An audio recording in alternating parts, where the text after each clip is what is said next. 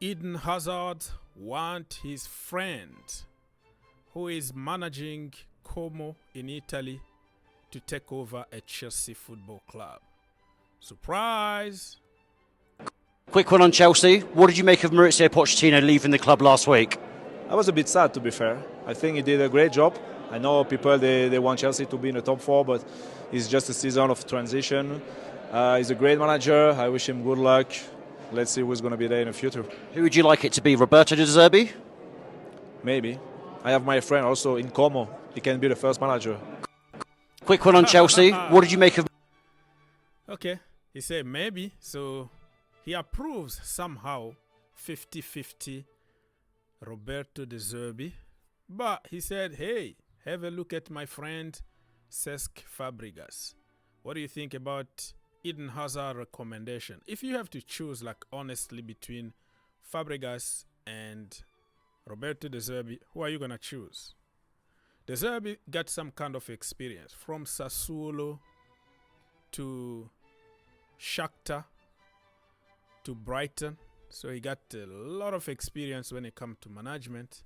Cesc Fabregas only managed Como, like recently, one season, and he helped them back to Serie A.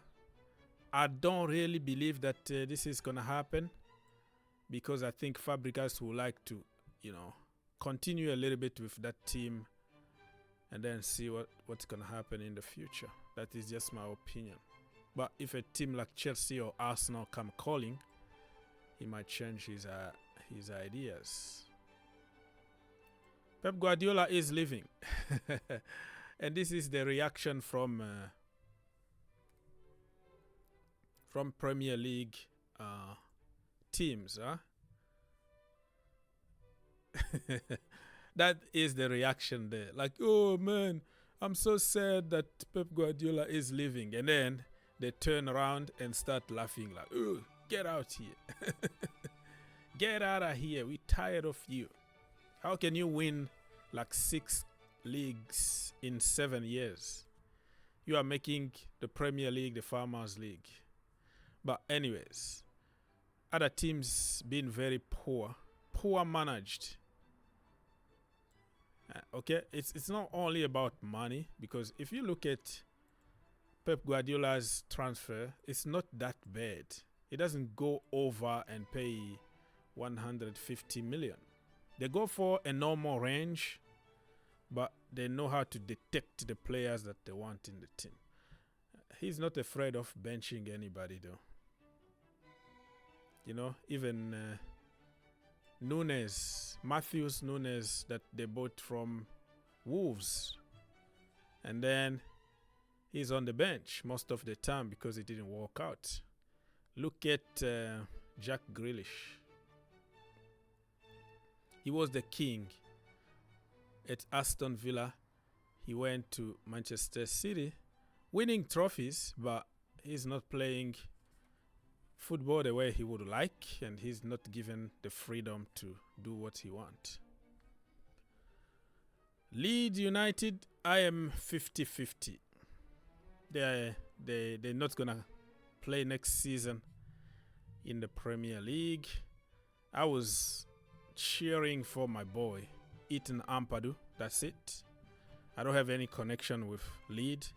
And before, because it was also a lot of Americans over there, they are not pretty much all gone now. But, when you have your country boys in the team, you tend to have a soft spot toward them, but not like supporting them or something. Remember, I think last year the year that they beat us like 3-0. 3-0 in a very short period of time. Look at that. And it was kind of banter between Leeds United official account and Chelsea official account, right? So it was like 0-0 between the two teams, and then bam, 1-0 33rd minute, 2-0 37th minute, and then another goal from Rodrigo. It was so quick, man. They smashed us. And you know what Leeds United said? Life comes very fast at you. Life come very fast at you. And then Chelsea were like, okay, now you say that. And then when they got relegated, Chelsea answered this. This admin need increase, because what he said, it certainly does when they got relegated. So it was a little bit of banter between the two clubs. Nothing really over the top.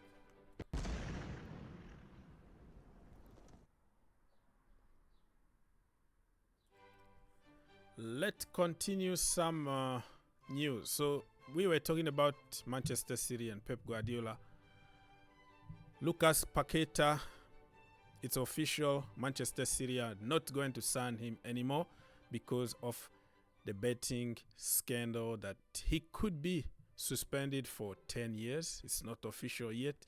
He's going to fight against the charges, but it doesn't look good for the guy. If you look at the yellow card that he took apparently on purpose, you start changing your mind. But you're still innocent until proven guilty.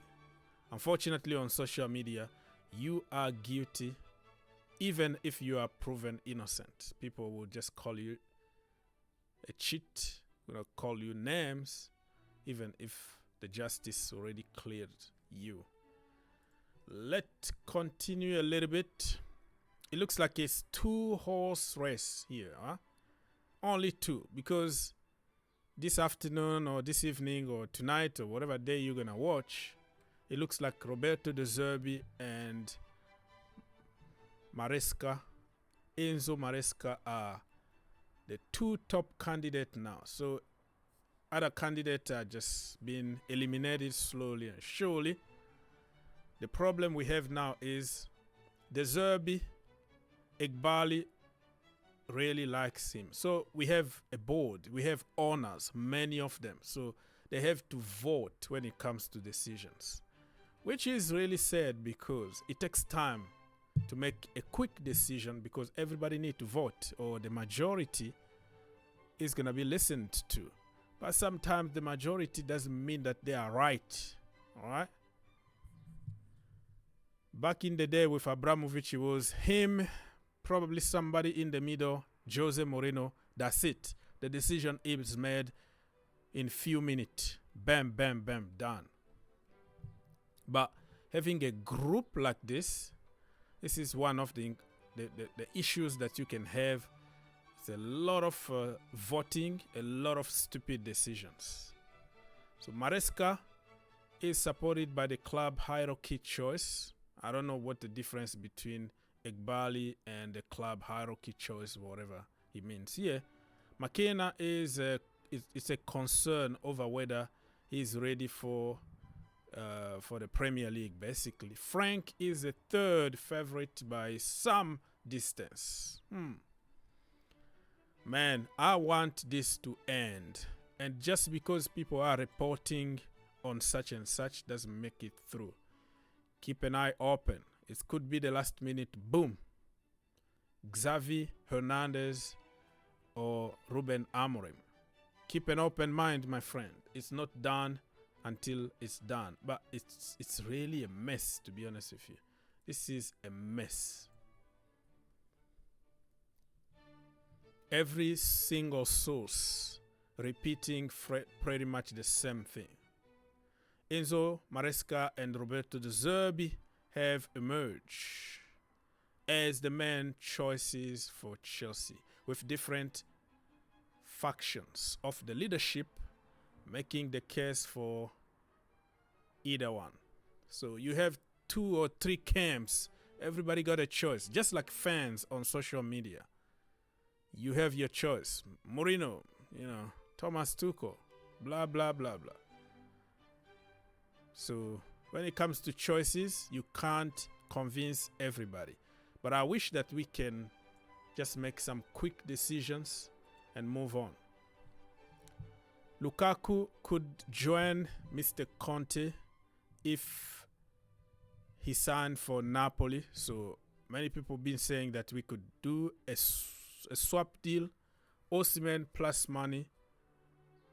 No, Lukaku plus money to get Osimhen. There we go.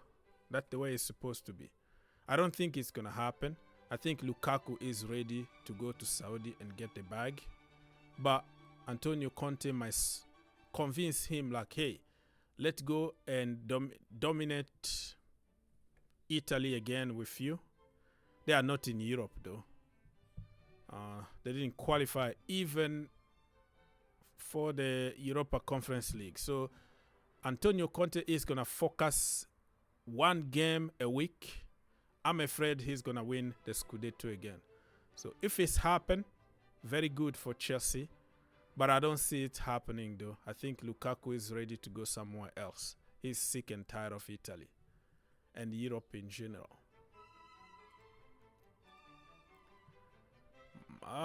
Manchester City. Did you see their parade today? Jack Grealish actually almost died.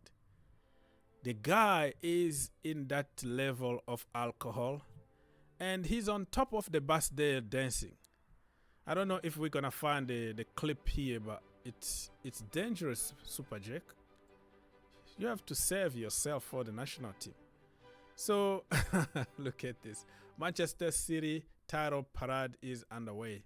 That was just at the beginning. Because I know the reason why some people are putting pictures like this, because they want to show people that nobody is in the parade. You know, it's like, oh, you won, but it means nothing, kind of. So they have fans, you know, I can't really say otherwise. Look at the fans here. Not like the fans that Manchester United, for example, will have, but somehow they have fans and they have to celebrate their title. It was going to be even bigger if they won the Champions League and the FA Cup. This time it's one trophy, the Premier League. So look, all these people are putting these videos just to show to the world that nobody cares about Manchester City. It's not fair. I'm not a Manchester City fan, by the way.